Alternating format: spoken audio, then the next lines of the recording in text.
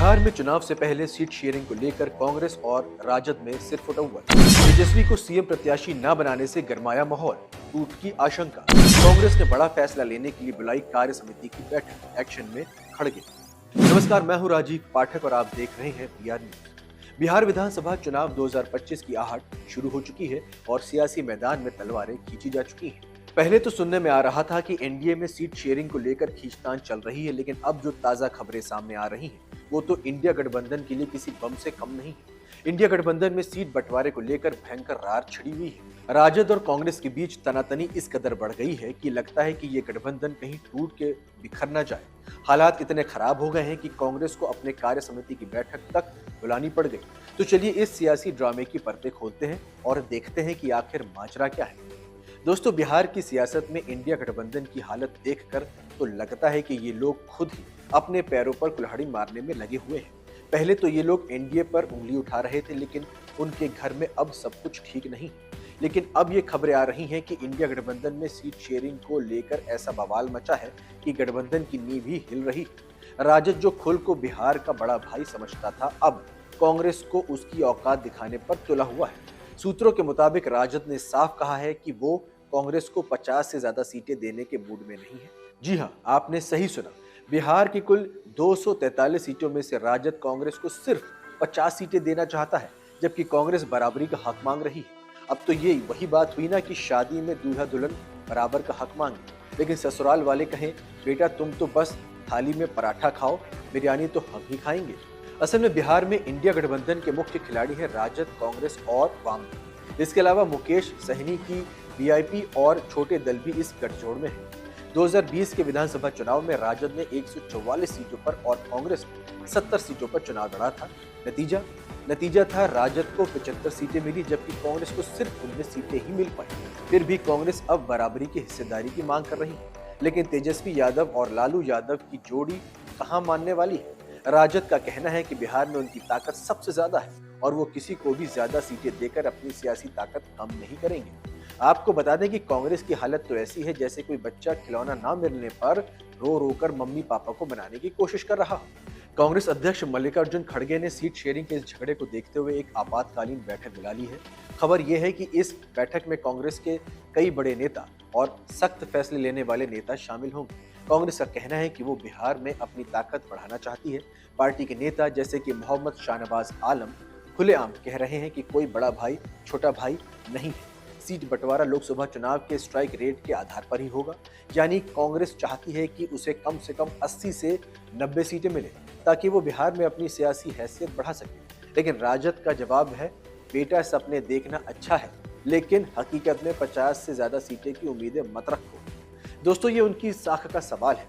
2020 में 70 सीटों पर लड़कर सिर्फ 19 सीटें जीतने वाली कांग्रेस अब अगर 50 सीटों पर सिमटती है तो बिहार में उसकी सियासी जमीन और कमजोर हो जाएगी। लेकिन राजद को इससे क्या, वो तो अपनी ड्राइविंग सीट छोड़ने को तैयार नहीं है। तेजस्वी यादव बार बार कह रहे हैं कि बिहार में इंडिया गठबंधन का नेतृत्व राजद ही करेगा और ड्राइवर भी वही रहेगा। अब ये तो वही बात हुई कि बस में ड्राइवर तो तेजस्वी यादव होंगे, बाकी सब खिड़की से बाहर झांकने के लिए तैयार रहेंगे। अब जरा दूसरी तरफ रुख करते हैं। जरा इंडिया गठबंधन में ये सियासी तमाशा चल रहा है, वहीं एनडीए अपनी रणनीति को पुख्ता करने में जुटा हुआ है। पहले तो कुछ खबरें सामने आई थी कि एनडीए में भी सीट शेयरिंग को लेकर थोड़ी बहुत खींचतान है। खासकर चिराग पासवान जो कि एलजेपी के मुखिया हैं, वो 40 सीटों की मांग कर रहे थे, जबकि जेडीयू और बीजेपी इसके लिए तैयार नहीं थे। लेकिन अब ताजा अपडेट यह है कि एनडीए ने अपनी सीट शेयरिंग का फॉर्मूला लगभग फाइनल कर लिया है। सूत्रों के मुताबिक जेडीयू 102 सीटों पर, बीजेपी 101 सीटों पर, एलजेपी 20 सीटों पर और जीतन राम मांझी की हम पार्टी और उपेंद्र कुशवाहा की आरएलएम को 10-10 सीटें मिल सकती हैं।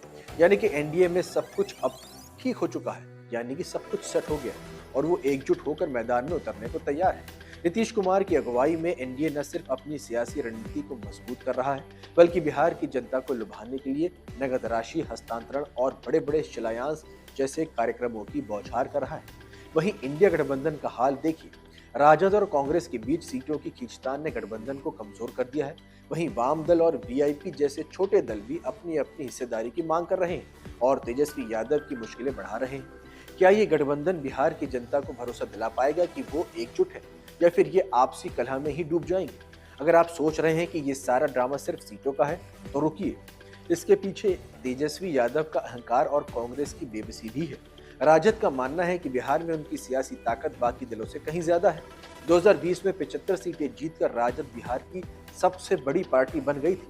तेजस्वी यादव खुद को बिहार का अगला मुख्यमंत्री चेहरा मान रहे हैं और वो किसी भी कीमत पर कांग्रेस को बराबरी का हक देने को तैयार नहीं। लेकिन कांग्रेस भी कम नहीं है। खड़गे की बैठक और कांग्रेस नेताओं के बयानों से साफ है कि वो इस बार बिहार में अपनी साख बचाने के लिए कुछ बड़ा करना चाहते हैं। खबर यह है कि कांग्रेस सीमांचल में प्रियंका गांधी की एक भव्य रैली का प्लानिंग कर रही है। लेकिन सवाल ये है कि क्या ये रैली कांग्रेस की नैया पार लगा पाएगी, या फिर राजद के सामने उनकी सारी कोशिशें बेकार हो जाएंगी।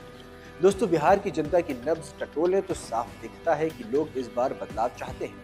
लेकिन इंडिया गठबंधन की ये आपसी खींचतान जनता का भरोसा तोड़ रही है। जंगल राज की यादें अभी भी बिहार के लोगों के मन में ताजा है। लालू प्रसाद यादव के दौर में बिहार ने क्या कुछ नहीं देखा, अपराध, भ्रष्टाचार और पलायन की मार।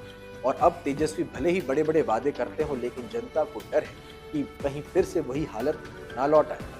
वहीं एनडीए की नीतीश सरकार ने बिहार में विकास की रफ्तार तो बढ़ाई है, सड़कें बनी हैं, बिजली भी पहले से बेटर हो गई है, रोजगार के मौके थोड़े बहुत तो बढ़े ही हैं। नीतीश कुमार ने जनता को दिखा दिया है कि वो काम कर सकते हैं। और अब एनडीए अपनी सीट शेयरिंग को सुलझाकर एकजुट भी हो गया है। तो इंडिया गठबंधन की ये अंदरूनी लड़ाई उनके लिए किसी सुनहरे मौके से अब कम नहीं है। ऐसे में बिहार की सियासत का ये ड्रामा अब अपने चरम पर है। इंडिया गठबंधन में राजद और कांग्रेस की एक खींचतान साफ दिख रही है और लोग सत्ता के लिए एक दूसरे का गला काटने के लिए भी तैयार है। क्या ये गठबंधन बिहार की जनता को भरोसा दिला पाएगा, या फिर आपसी झगड़ों में ही डूब जाएगा? दूसरी तरफ एनडीए अपनी रणनीति को मजबूत कर रही है और नीतीश कुमार की अगुवाई में बिहार को विकास की नई ऊंचाइयों पर ले जाने का वादा कर रहा है। अंत में एक सवाल आपसे, क्या इंडिया गठबंधन की ये अंदरूनी कलह 2025 में उनकी हार की वजह बनेगी, या फिर कांग्रेस और राजद अपने मतभेद मिलाकर एनडीए को टक्कर दे पाएंगे? अपनी राय कमेंट में जरूर बताएं। और हाँ, अगर आपको ये स्क्रिप्ट पसंद आई तो लाइक, शेयर और सब्सक्राइब करना